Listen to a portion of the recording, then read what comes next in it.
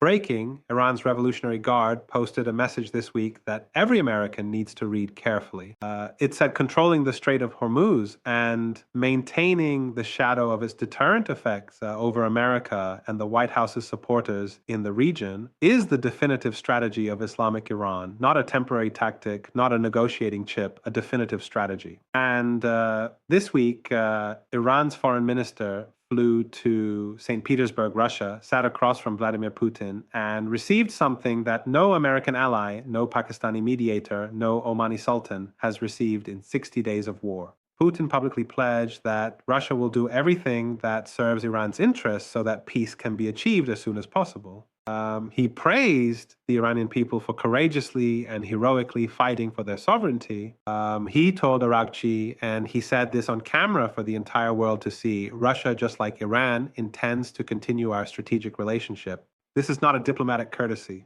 This is Vladimir Putin, the man America has sanctioned, isolated, and called a war criminal, publicly backing Iran in its standoff with the United States. Oil is at 110. The strait is closed, and now Putin is Iran's messenger. What that means for America, for the war, and for every family paying $4 at the pump, that is what this video is about. Let me give you the full sequence of Arakchi's diplomatic tour this week, because the order in which he traveled reveals exactly what Iran is building and who Iran is counting on. On Saturday, April 25th, Arakchi arrived in Islamabad, Pakistan, for consultations with Pakistani mediators. He shared Iran's red lines with Pakistan, nuclear issues, and the Strait of Hormuz to be conveyed to the Americans. He described the discussions as very productive. He left. He came back on Sunday. He gave Pakistan Iran's formal written messages addressed to the U.S. He then departed Pakistan on Sunday night. He flew to Muscat, Oman, the only Arab nation with diplomatic relations with both Iran and America, where he met Sultan Haitham bin Tariq and the Omani foreign minister. He said the two countries reached some agreements in their talks focused on the strait. He then flew to Moscow. He met Vladimir Putin on Monday at the Boris Yeltsin Presidential Library in St. Petersburg. And while he was sitting with Putin, Iran submitted a new peace proposal to the United States. The sequencing is deliberate. Pakistan carries the messages. Oman manages the Hormuz geography. Russia provides the strategic backing. This is not improvised diplomacy. This is a coordinated three-pillar strategy. Now, let me give you Putin's exact words because they are more significant than any headline has captured. Putin told Arakchi, we see how courageously and heroically the Iranian people are fighting for their independence and sovereignty. He then said, for our part, we will do everything that serves your interests, the interests of all the people of the region, so that peace can be achieved as soon as possible. He added, Russia, just like Iran, intends to continue our strategic relationship. Russian Defense Minister Andrei Belousov simultaneously met Iran's Deputy Defense Minister and said, Russia supports resolving the conflict exclusively through diplomatic means, backs Iran's sovereignty and territorial integrity, and is ready to do everything possible to help resolve the situation. Now, let me translate what this means in plain language. Putin is telling Iran, we are with you. We are not neutral. We are not a mediator. We are your strategic partner, and we will do everything that serves your interests. Russia's presidential aide, Yuri Ushakov, said after the meeting that Moscow will review signals from Iran, the US, and Israel, and then present its own views. That means Russia is now positioning itself not just as Iran's backer, but as a potential broker, inserting itself into the negotiating architecture that until now has been dominated by Pakistan and Oman. Share this video right now because the Russia angle of this war is the most underreported story of the past 60 days. Your channel covered it first when we reported on Russia training Iran's military. Now Russia is publicly backing Iran at the highest level. Share it.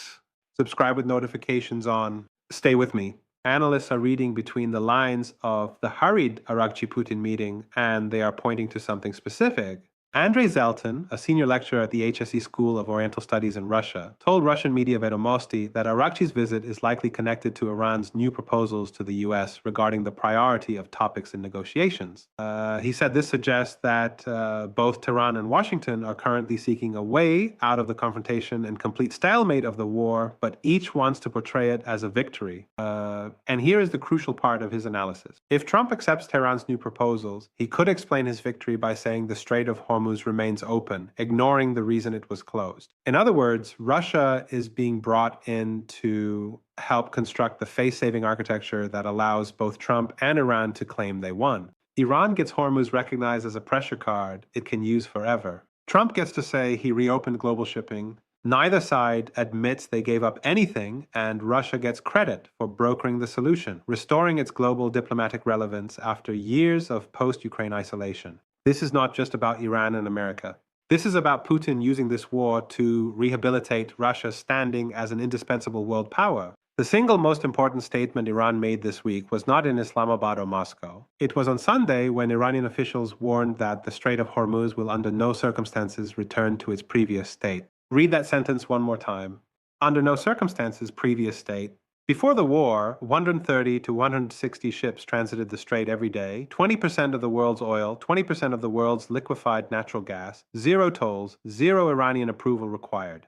That is the previous state Iran says will never return. Iran's Revolutionary Guard reinforced this on their official Telegram channel by calling Hormuz control a definitive strategy, not a bargaining position, a strategy. And Iran's new peace proposal, as reported by the Associated Press, CNN, and the Washington Post, proposes reopening the strait in exchange for ending the U.S. naval blockade, but explicitly decouples Hormuz from nuclear negotiations, which would be postponed to later talks. This means that even in Iran's best-case scenario, the scenario it is offering, the nuclear question remains unresolved. Iran retains the precedent that it can close Hormuz, and the threat of future closure remains permanently over the global economy. Let me now break down exactly what Iran's new proposal says, because it is more sophisticated than the headlines suggest. According to the Associated Press, CNN, and Washington Post, the proposal has two tracks. Track 1, Iran reopens the Strait of Hormuz. America ends its naval blockade of Iranian ports.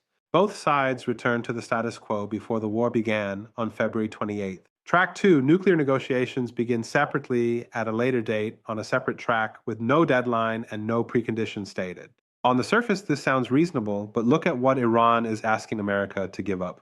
America's entire leverage over Iran's nuclear program, which Rubio called the reason we are in this in the first place, is the blockade and the threat of resumed bombing.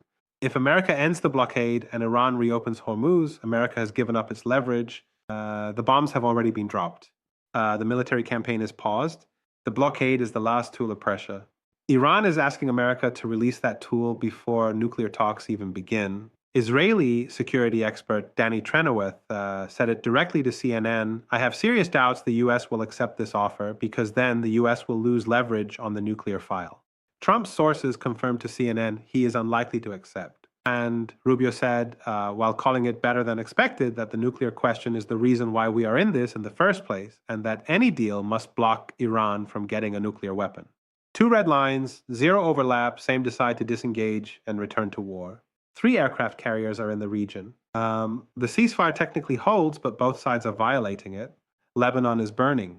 Israel's defense minister is publicly waiting for a green light from Washington to resume the war against Iran, and Trump told reporters, "Do not rush me." The Oman dimension of Arakchi's tour deserves its own explanation because most coverage is missing why Muscat matters. Oman is the only country with territory on both sides of the Strait of Hormuz. Iran's coast is the northern shore. Oman's Musandam Peninsula forms the southern shore. The narrowest point of the strait, just 21 miles wide, has Iranian coast on one side, is fighting Iran. China is supplying Iran through secret routes. Russia is publicly backing Iran at the presidential level and offering to broker a deal that lets both sides claim victory. This is no longer a war between America and Iran. This is a great power confrontation playing out in the Strait of Hormuz. Will you make the people around you understand the full scope of what is happening? Will you speak out? Iran says Hormuz will never go back to before. Putin says Russia will do everything that serves Iran's interests. Oil is at $110, and America's national security team is in a meeting room in the White House trying to figure out what to do next. I will see you in the next one.